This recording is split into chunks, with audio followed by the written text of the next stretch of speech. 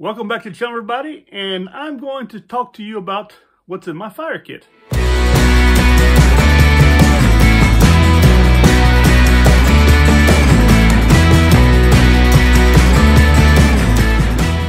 So welcome back, and here's a close-up view of my fire kit. This is what I take out with me every time I go to the woods, and it's broken up into a few things. First of all, I have my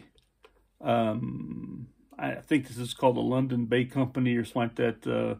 It's a brass tin, and I'll show you what's in it in just a second. I just want to cover what's here on the outside. I have a small bag, which I made myself, and you can find these on the website. I think they go for maybe $5 each or something like that. It's elastic cord with a reinforced, it's a good heavy material right here. I've been testing these out here for months and months now, and they do really well. Inside of it, I have a piece of fat wood. It's usually I'll cut this down in size and split it up. And I do carry a few pieces inside the kit itself. This is some extra that I have. I'll throw in here. But like I said, usually I cut it up right here. This is a fresher piece right here I've put together. Also, I have some beeswax candles right here. You see they've been around a little while. And neither of these have been used yet because I do use other ones. I do have a cigarette lighter, a Bic. And I do need to put some tape around it, but it's not a big deal. I mean, it works pretty well the way it is. And I have not had any problems with it. And I have some emergency storm type matches. This is from UCO. This is the same company that makes, I believe, the candle, my candle system I use, a candle lantern.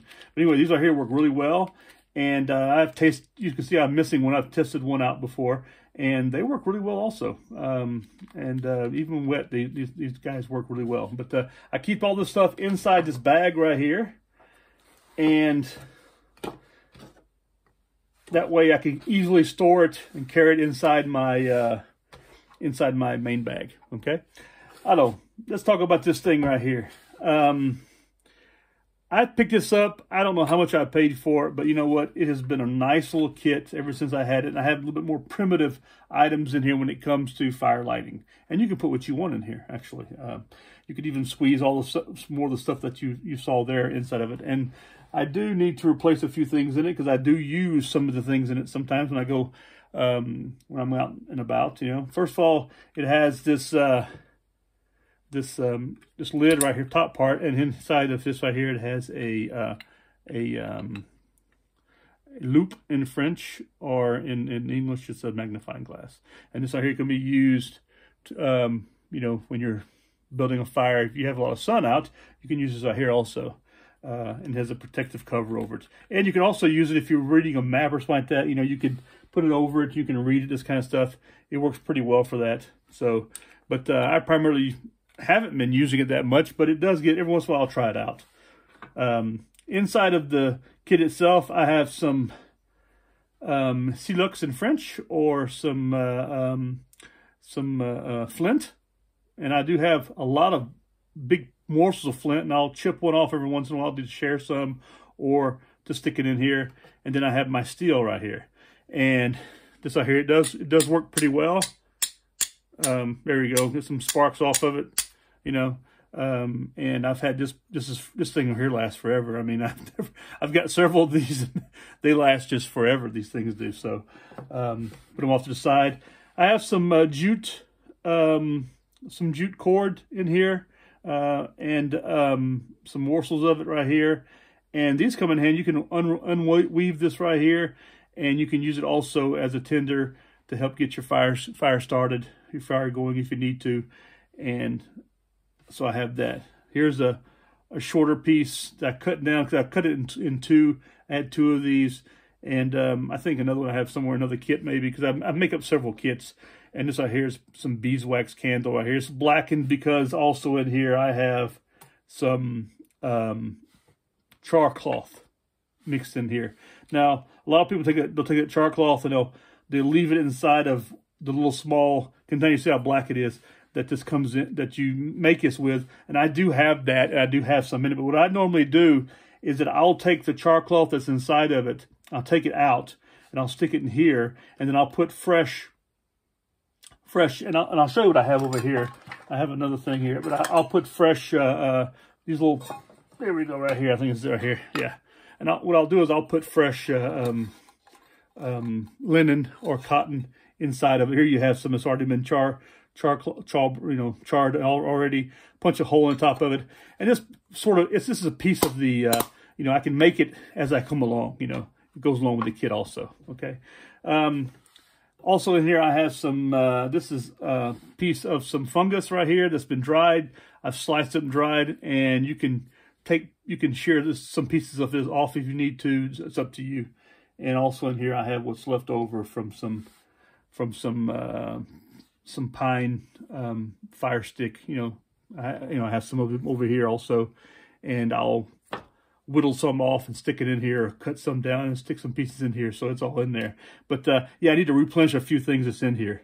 And then I have a small little, this is a wick right here that's been dipped inside some kind of petroleum, something like that, and it's in here. So I have several things I can use this in there that I can put in here that will help me when it comes to building a fire. And then of course you have to sort of put all this back in here if you want to carry it, and so you can store it there pretty well. And yeah, that's always the magic part, is getting it all back inside of here after you've taken it out. It's not always the easiest thing in the world doing that, but and so then I'll just sort of try to find my way through here, how to get all this back in here.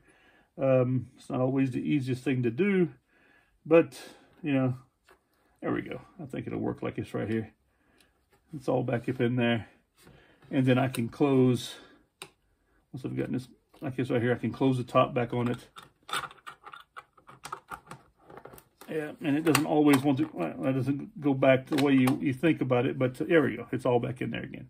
So that's pretty much it. That's my fire kit that I carry with me. And like I said, I need to do I need to get it back ready again for the next outing I'm going on, which is coming up in another few weeks. And, but yeah, I keep it all inside a simple bag here that I made myself. And this can go right into my backpack. Like I said, I need to cut this down right here. And I have some other pieces out here also, on the side here also. And then I have some other bits and bobs that I put stuff together. I'll show you some other extra pieces that I have here. This is a small Swiss leather bag right here. And then right here I can collect resin or whatever and stick it in there. And then I can tighten it up pretty simply. It'll simply just pull back together. And these you can find on the Swiss market. They're harder and harder to find now because everybody's sort of collecting them, using them as change purses and this kind of stuff. But this works really well.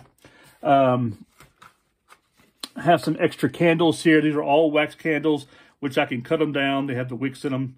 So that comes in pretty good handy also. And then your standard matches, standard cigarette lighter. And then that's it. And I sort of keep these odds and ends inside of like an old Petzl harness bag that I sort of keep a lot of this stuff in. And so when I teach classes, that kind of stuff, I can dig in and grab some of these items out of it.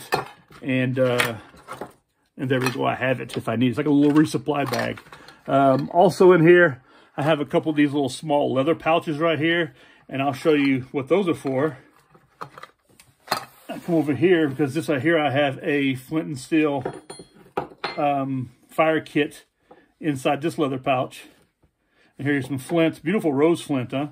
And a piece of steel, and then some more of that it almost looks like leather, but it's this I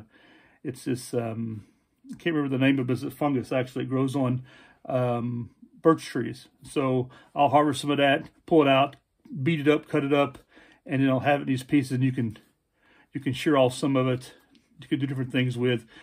It feels like a piece of leather. Actually, it's quite interesting how it feels. But these are some more of the kits that I have. I put together. I share them with people. And here's another one right here. Another piece of same fire steel. I think I ordered a couple of pieces from the same company, or had them made up or something. I ordered them. But yeah, so this is just some of what I've got here. And this is a leather purse right here. I didn't make these up. I got them, and I got several of them, and they come in handy, especially if I have clients who want, they need to use a kit. So I'll make up a kit for them real quick, and then I'll share it with them, and then give them an idea, and then they can either make up their own, work on their own, or whatever they want to do. So that's just part of it. So anyway, this is some of the stuff. I have several of these kind of kits that are like resupply kits that are put together, and yeah, they all work pretty well. But anyway, that's it. That's the fire kit that I bring with me when I go to the field. I I also have some other special items for fire building that I also bring sometimes. Depends on what I'm doing or whom I'm with, this kind of stuff. And I even have a one that uses friction that's on a level. It's a well, I have to find it and show it to you in another video. I don't know what I've done with it. But anyway, thanks a lot. And I hope you enjoyed this video. And if you'd be so kind, give me a thumbs up, subscribe, and share this channel. Leave comments down below. And if you have any questions, I'd appreciate it. And if you want to share what you have in your fire kit, I definitely would love to see that. And maybe I'll get some of those items and carry it in mind the next time. But anyway, I hope you all have a good one. Take care of yourselves, and I will see you again in the next video.